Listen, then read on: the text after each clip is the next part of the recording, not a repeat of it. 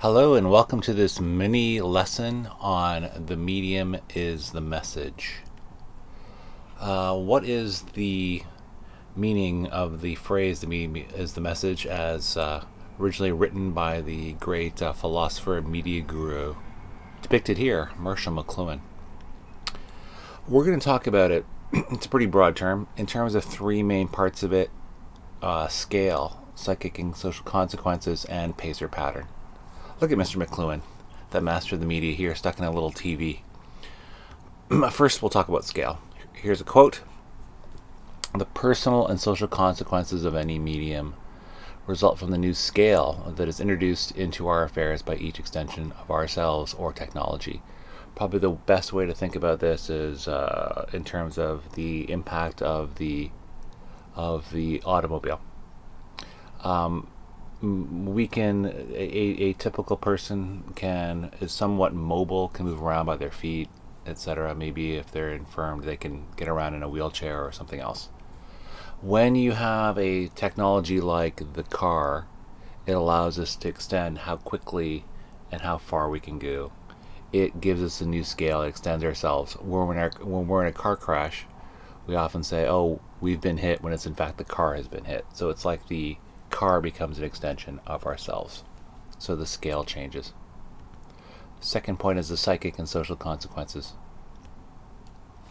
Here's another quote: "What we are considering are the psychic and social consequences of the designs or patterns as they amplify or accelerate existing processes." Again, since people can move and walk around, etc., that's fine. That makes people being able to go and come and go to and fro from different places. They can talk to one another, go to a house, go to a school, etc. When you have you have a technology like a car, it amplifies and accelerates existing processes. Since we can move, we can come closer or further away. When you have a car, which makes it easy to move quite quickly in far distances, it has helped accelerate things like the building of suburbs and the ability of people to live further and further and further away from a downtown core. And there's attendant psychic and social consequences. Say, for example, I've thought about the example of, say, the city of New York versus the city of Los Angeles.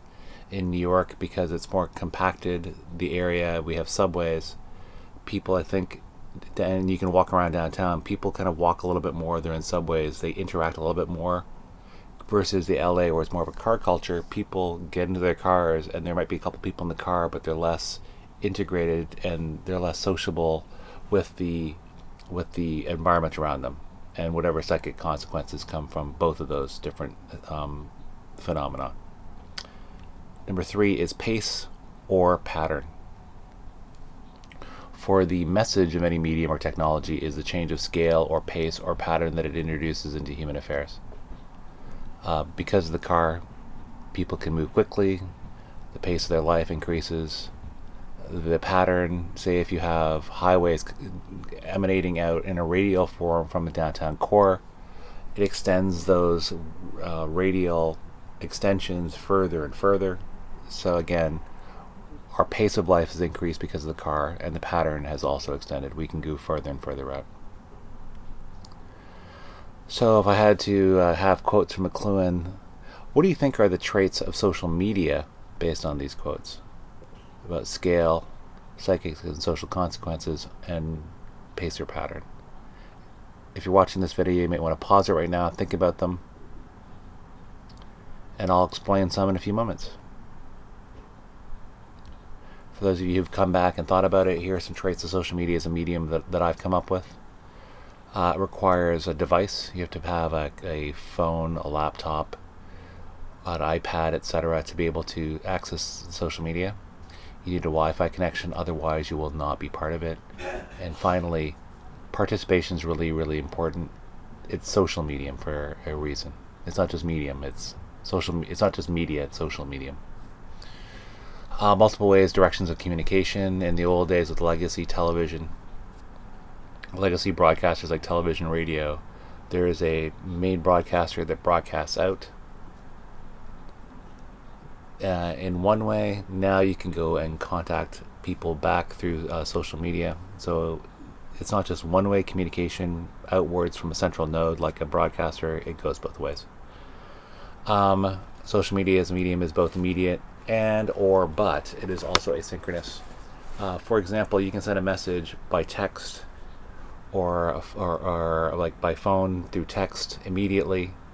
However, I'm sure we've all done this at some time. We've had messages on social media through our phones that we don't answer. So it's also in some ways, although the message comes to us, there's a delay and it can become asynchronous. Social media transcends time and space.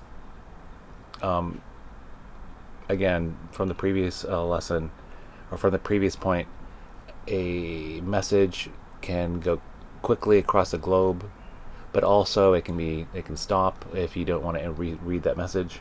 Also, again, given that social media and the internet is a global phenomenon, it transcends literally space. It can go at an electronic speed across the world. It includes all other media. Social media does do that. We used to have TV, radio, and photos. We still do. But YouTube includes TV. Your favorite podcast includes radio. Instagram, etc., includes photos. So now different forms of social media and the internet include all other forms of media. Social media has shortened communication. I'm sure all of you have been embarrassed sometimes if you look over your texting history. Our messages can be a little too short. K, small emoji, a little image, some kind of photo to communicate how we feel. Quite short compared to the old days. And I've highlighted these last 2 points. Social media fosters greater online communication and as a result less offline. I think we sort of think somehow that we're as close to some of the people we communicate online as we are to the people offline, but I think that's incorrect. I think the more that we socialize online, we sort of trick ourselves into believing that we're as close to these people offline, and I just don't think that's the case. And finally, social media decontextualizes information. Without human interaction, it's decontextualized. As a result, there's greater misunderstanding, greater emotional response, a little bit less rational. And I think that's probably the easiest to see on any comments page on your favorite form of news. Why should you care about social media as a medium? We should know about social media because it is changing our lives.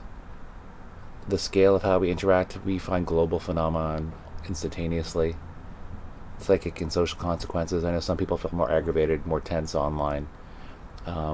Social consequences, we are really used to the pace and pattern of our life changing and having social consequences such as we just want to be responded to as soon as possible. Waiting for a few minutes can be agony at times.